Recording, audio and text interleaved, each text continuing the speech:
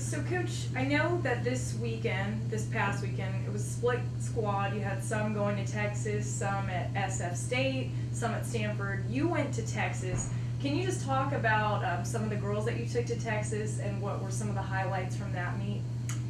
Yeah, we basically we took Elizabeth Tejedes and Marissa McKay and Ariel Oliver and Corey Gilly, all who are ranked pretty high in the nation relative to their respective events. So it was kind of nice getting there just because we were able to go get some really good competition, a lot of Division I competition, and I really wanted to emulate how it's going to feel if those women make it to nationals, because you can fly in with a small group of people, a couple coaches, and you're there for 4 to 5 days, and you might not race for 2 days, and you sit around the hotel, and you just don't want to really do that, but you just need to kind of understand what it's going to feel like, and you got to kind of get used to that, just because it's almost a letdown when you don't have your whole team with you. It's just a different feeling, and it's just, you kind of lose that support system. So I was really trying to get a big meet atmosphere, so they had some good understanding how it's going to feel. It gets a little bit lonely. Now, outside of the track, did you guys go to the Capitol building? So you guys got to have a little bit of free time outside of the track. Yeah, we went to the state capitol and we took the tour, and this gentleman kind of pulled us aside, and you had the House of Representatives, that's part of the Capitol building, and he actually got us onto the floor, take some really cool photos of some good Texas history, and it was just, it felt pretty special, and it was, we had a good time there. We got to see a lot of things you wouldn't regularly see, and because you're out of state, and that's the kind of way we use our time a little bit to make sure we keep our mind off the track and just do some other things. So yeah, it was pretty interesting. Now, I know you were at Texas, but can you just touch on some of the highlights? I know there were some athletes that went down to Stanford and SF State. Were there any standout highlights that come to mind? Yeah, we were following them. Every time we would get up, we're 2 hours ahead out in Texas, so we'd get up and we'd check our phones every 5 minutes. We'll hit the refresh button to see how the results are going. So obviously our male hurdlers did really well with Mario and Calvin Herman, and then Tegan Eilers opened, which was kind of nice. He's going to do some more events this weekend coming to Chico, and his hamstring's feeling a lot better.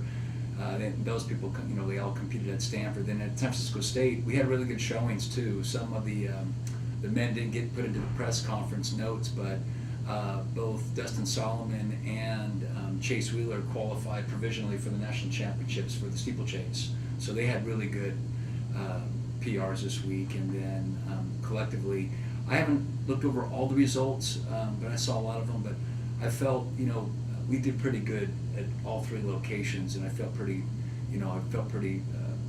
proud of our group and our coaches and how well they did.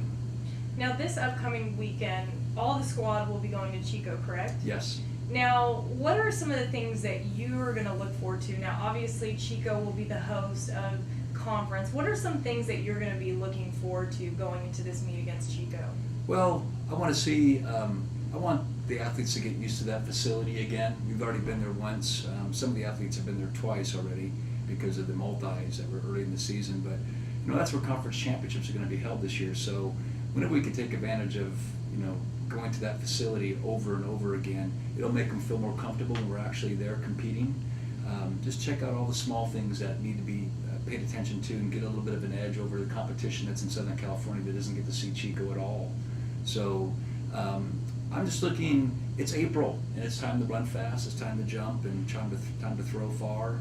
And I want to better our marks now. I'm real happy with how the team has done the first half of the season, but now we need to improve upon that, because the rest of the conference and the rest of the country is doing well too. So we need to get competitive and step it up again to the next notch. And I mean that in a constructive way. It's just time to kind of up your game a little bit here, and all that hard work you put into the fall pays off in the spring, and this is where it needs to shine. You got 1 more month until conference championships, so we want to just kind of get things tuned up nicely for everybody, and just get ready for conference competition. Make my job easy. I think my only question, and you kind of already touched on this, but just elaborate more if you can on the big picture for your team, where the team is now, and as we get into April here, things start really ramping up. Tell me a little bit just about what the focus is right now. You know, the focus is to kind of go back to the beginning and remember what our goals were. On the female side of things, we wanted to hopefully get top 10 in the country and top 3 at conference. And I think we're on par to do so. We just kind of keep injuries away. We should be able to hit those those places. But also on the individual side of things too, we want to get as many people as we can to conference, because there's criteria, there's benchmarks you have to make in order to qualify. So we're trying to get as many people that we can and get those rosters filled up, so we have some good support and good showings in all the events. Because once you make it to the championships, things change. People just things can go go oddly. It's championships and things change. Even though you're ranked in the top 3, you may not get top 3. You have to go out and compete. And the people that have just kind of been in the bottom half, or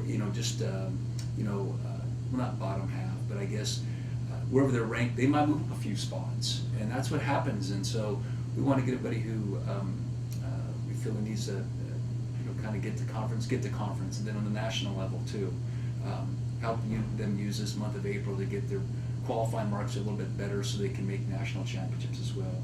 On the men's side, our goal is, we're not as deep as the women are, but we have a lot of really good individuals. So if we can kind of stockpile them in their respective events and have them be prepared and healthy before conference, that's our goal for the men. I haven't sat down and penciled out what place they should get or what they expect to do, but we'll do that closer to the second half of April. But it's, ultimately just kind of keeping everybody healthy, but trying to peak out this next month so we can have really good marks in the month of April, and especially for conference championships. I think one last question. Just what has impressed you the most so far this season out of your team? What really stands out to you at this point? Well, I think it's exactly that. I think it's the team. Being the 7th season of being a head coach at Humboldt, it's kind of nice to see this really upcycle of athletes that we've recruited. And here they are, a lot of them are upperclassmen. So I'm going to miss them. I really am. And it's good to see them come to fruition. They are really, everybody's just doing great. Got good camaraderie, good culture with our team, and that's where it starts, right? I mean, just good, hardworking athletes. And they're all good students too, and that makes our job a lot easier when they're getting good grades, because we're getting those mid-semester evaluations coming in. We're getting a lot of A's and B's, and I love that, because that makes our job a lot easier, especially when it comes to study hall and having them monitor all that. So there's that whole other side of things that people never see, on film, is the academic side, and that's important. I've been preaching that all season long, and well, I guess I'd say probably since I've been here. But it's kind of nice to see that whole thing come together now, and I'm going to miss a lot of people. We've got some good seniors on this team and a lot of upperclassmen that are good leaders, and I think, to answer your question directly, I think I'm just impressed on how everything's come together, and my coaches too. You cannot do this without good coaching, and that's what we have. We have a good supporting cast of coaches that help us with all the different events that we have. So. Perfect. Thanks, Coach. you guys.